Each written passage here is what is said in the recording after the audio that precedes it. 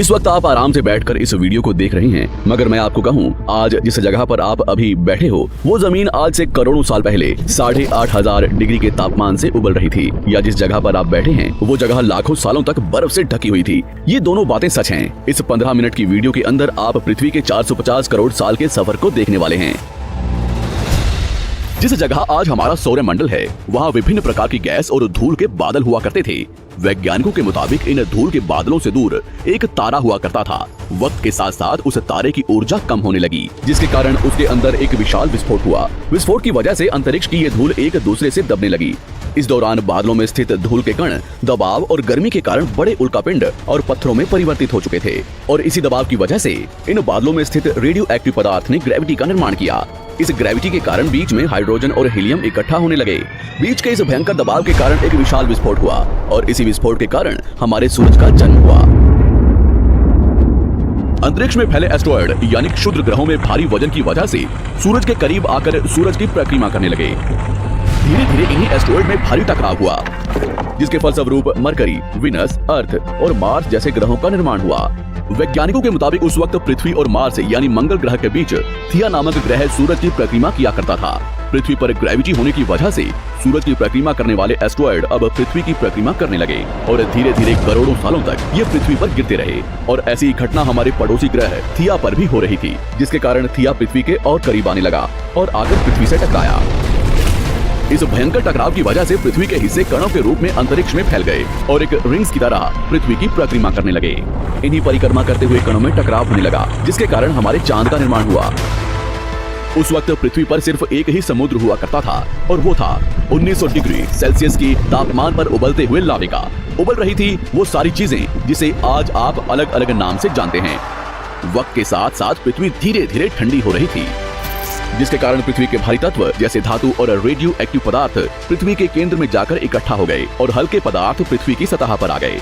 लाखों सालों तक पृथ्वी पर उल्कापिंडों की बरसात हुई, और इन गिरते हुए उल्कापिंडों में जमा था नमक, मिनरल्स और पानी।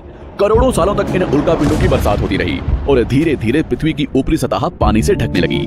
वैज्ञानिकों के मुताबिक यही वो वक्त था जब दूर गहरे पानी के अंदर निकलते ज्वालामुखियों से पहली बार सूक्ष्म जीवों का निर्माण हुआ। लाखों सालों बाद एक वक्त ऐसा आया जब पृथ्वी की पूरी सतह पानी से ढक चुकी थी।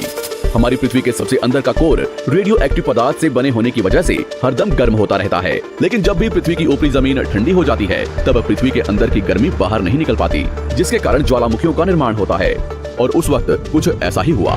पानी से ढकी हुई पृथ्वी पर हजारों की तादाद में ज्वालामुखी निकलने लगे, और आने वाले लाखों सालों तक इन ज्वालामुखियों का निकलना जारी रहा, जिससे पानी के ऊपर जमीन का निर्माण हो रहा था। इस वक्त भी पृथ्वी पर वातावरण न होने की वजह से अंतरिक्ष से उल्कापिंडों की बरसात हो रही थी।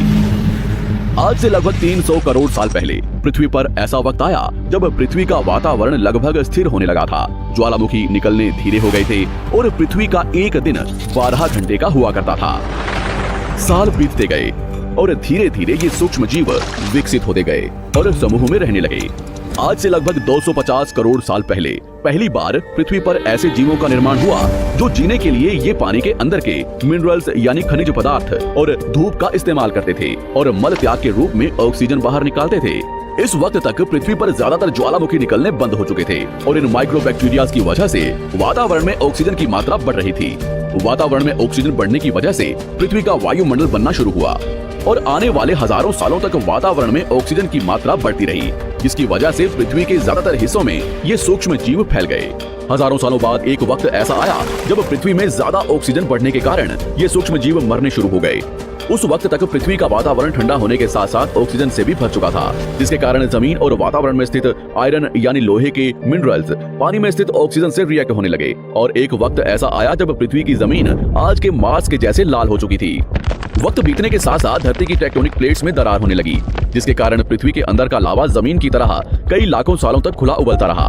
और यही वो कारण था जिसके कारण पृथ्वी के वातावरण में कार्बन डाइऑक्साइड की मात्रा बहुत बढ़ गई, और पृथ्वी पर एसिड की वर्षा शुरू हो गई। एसिड रेन की वजह से पृथ्वी का तापमान घटने लगा, और तापमान इतना घटा कि पृथ्वी के ऊपर स्थित पानी बर्फ में परिवर्तित होने लगा। पृथ्वी पर पहली बार भयंकर आइस एज आया। इस वक्त पूरी पृथ्वी सफेद बर्फ से ढक चुकी थी।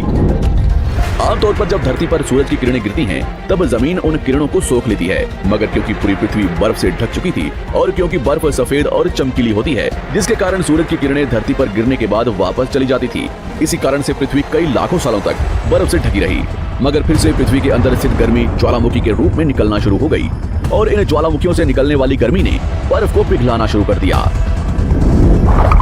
इसी बीच पृथ्वी की गहराई में बचे कुछ सूक्ष्म जीव धीरे धीरे बदल रहे थे और अब वो ऑक्सीजन को अपने शरीर को बड़ा और जटिल बनाने के लिए इस्तेमाल करने लगे थे। इस बीच पानी में अलग से भी छोटे समुद्री पौधे निकलने शुरू हो चुके थे। बाहर जैसे जैसे ज्वालामुखी निकल रहे थे, वैसे वैसे वातावरण कार्बन डाइऑक्साइड की वजह से गर्म हो रहा था। वक्त के साथ साथ बर्फ तो पिघलने लगी, मगर धरती पर फिर से एसिड की वर्षा शुरू हो गई, जिसके कारण फिर पृथ्वी ठंडी होने लगी और फिर पृथ्वी की ज्यादातर सतह बर्फ से ढक गई। ऐसा बार बार कई हजारों सालों तक होता रहा और इसी कारण से अब समुद्री जीव धीरे धीरे वातावरण के हिसाब से विकसित हो रहे थे। इस बीच कई सारे जीव और समुद्री जंगल विलुप्त हो गए, मगर जो बच गए वो धीरे धीरे पृथ्वी के बदलते तापमान के हिसाब से ढलते गए और अब हजारों सालों बाद समुद्री पेड़ बर्फ की वजह से पूरी तरह से मरते या सूखते नहीं थे। अब सूक्ष्म जीव समुद्री जीव बन चुके थे। जब फिर से ज्वालामुखियों ने पृथ्वी की बर्फ को पिघलाना शुरू किया, तब ये समुद्री पेड़ जल्दी विकसित होकर फैल गए। धीरे धीरे वातावरण में ऑक्सीजन की मात्रा बढ़ने लगी और पृथ्वी पर होने वाली एसिड की वर्षा कम होने लगी। वातावरण में ऑक्सीजन आने की वजह से पृथ्वी की ओजोन लेयर्स मोटी होने लगी और आज से लगभग 47 करोड़ साल पहले पृथ्वी की ऊपरी सतह पर पहली बार मोसोस नामक प्लांट उगना शुरू हुआ। वक्त के साथ साथ जमीन पर अलग अलग प्रकार के पौधे और पेड़ उगना शुरू हुए। एक वक्त ऐसा आया जब जमीन के पेड़ों की लंबाई लगभग 80 से 100 फीट जितनी या आज के 5 से 6 मंजिला बिल्डिंग जितनी ऊंची हो चुकी थी। ये वो वक्त था जब समुद्री जानवर समुद्र से बाहर निकल रहे थे और जमीनी जानवरों में परिवर्तित हो रहे थे। धरती की ज्यादातर जमीन एक जगह इकट्ठी हो चुकी थी, जिसे आज हम पैंजिया महाद्वीप के नाम से जानते हैं। पृथ्वी का वातावरण और तापमान लगभग स्थिर हो चुका था और अब करीब 21 से 23 घंटे का दिन हुआ करता था। अब समुद्री जीव पानी से बाहर रहने लगे थे और वातावरण के हिसाब से उनके शरीर का रंग रूप बदल रहा था। धीरे धीरे ये जमीनी जानवर डायनासोर्स में परिवर्तित हो गए। जिन डायनासोर्स ने पेड़ पौधे खाने शुरू कर दिए, उनका शरीर लंबा और विशाल रूप से विकसित होने लगा। कुछ डायनासोर्स शिकार किया करते थे, जिसके कारण वे छोटे और तेज होते चले गए।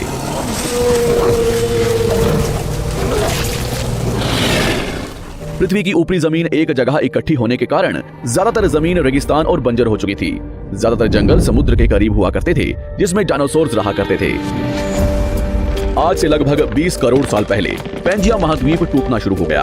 पैंजिया के विभाजित होने की वजह से पृथ्वी की ज्यादातर ऊपरी जमीन पानी के संपर्क में आने लगी, जिसके फलस्वरूप पृथ्वी पर हरियाली बढ़ती गई, जिस वजह से डायनासोर्स और ज्यादा विभिन्न और विशाल होते चले गए। डायनासोर्स ने आने वाले लगभग 20 से 30 करोड़ सालों तक पृथ्वी पर राज किया।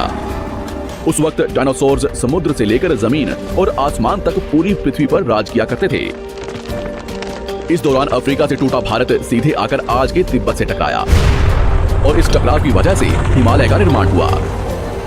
आज से लगभग 6.5 करोड़ साल पहले पृथ्वी की तरफ आज के माउंट एवरेस्ट से भी बड़ा लगभग 4.5 लाख करोड़ किलो जितना वजनिया उल्कापिंड लगभग 80,000 किलोमीटर प्रति घंटे की स्पीड से पृथ्वी की तरफ आ रहा था। पृथ्वी की सतह को छूते ही उसमें भयंकर आग लगी और वो जलते हुए सीधा पृथ्वी से टकराया। इस टकराव से निकलने वाली ऊर्जा आज के 10 करोड़ परमाणु बम एक साथ फटने के बराबर थी। जहां ये उल्कापिंड गिरा, वहां के जानवर और पेड़ तुरंत भाप बनकर जल गए। गिरते ही पृथ्वी पर पूरी तरह धूल फैलने लगी। समुद्र में भयंकर बाढ़ आने लगी। भूकंप और आग ने पृथ्वी को जलाना शुरू कर दिया। कुछ ही घंटों में पूरी पृथ्वी के वातावरण में हानिकारक गैस और धूल की वजह से पृथ्वी नर्क हो चुकी थी। डायनासोर्स, घुटन, आग और भूखमरी से पूरी तरह विलुप्त हो गए। इस वक्त हमारे पूर्वज जमीन के अंदर रहा करते थे, जिसके कारण वो इस विशाल प्रलय से बच गए। पृथ्वी का वातावरण पूरी तरह से काला और अंधेरा हो चुका था, जिससे धूप भी जमीन तक नहीं पहुंच पा रही थी। पृथ्वी के पेड़ और ज्यादातर जानवर विलुप्त हो गए। वातावरण में धूल और हानिकारक गैस के कारण पृथ्वी पर फिर से एसिड की वर्षा शुरू हो गई और फिर पृथ्वी ठंडी होकर बर्फ से ढक गई। लेकिन इस बार पृथ्वी की बर्फ लाखों सालों तक नहीं जमी रही और 80 से 90 हजार साल बाद ये बर्फ पिघलनी शुरू हो गई। जैसे ही धरती पर वातावरण फिर से पहले जैसा होने लगा, वैसे ही ये छोटे जीव जमीन से बाहर आना शुरू हो गए। उस वक्त पृथ्वी की बर्फ पिघलनी शुरू ही हुई थी, जिसके कारण अफ्रीका में घने ठंडे जंगल हुआ करते थे और इसी बीच ये जमीनी जीव बंदरों में परिवर्तित हुए।